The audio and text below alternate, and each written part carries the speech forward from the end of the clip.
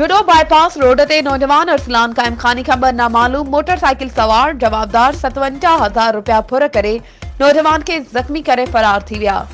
जख्मी नौजवान RST जुडो मुंतकिल। जुडो वासी नौजवान अरसलान वल्द अख्तर कायम खानी जुडो बाईपास रोड का मोटरसाइकिल ते शहर तरफ वनी रहो हो त 125 मोटरसाइकिल ते सवार बुट बदल बिन हथियार बंदन नौजवान के पोयां खां टक्कर हणी रोड ते किराए जबरदस्ती खीसे में पयल 57,000 रुपया रोक रकम फुर करे फरार थी विया। हुन इतलाउ ते जख्मी नौजवान के वारसन जुडो RHC मुंतकिल कयो आहे।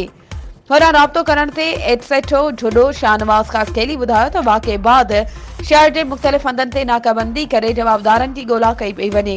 मामले जी वधीक जांच जारी आहे। वधीक ख़बरूं ऐं अपडेट्स जे लाइ असांजे चैनल खे सब्सक्राइब कयो ऐं हाँ बेल आइकन खे प्रेस करण न विसारजो त जीअं असांजी हर नई अचण वारी वीडियो तव्हां ताईं पहुची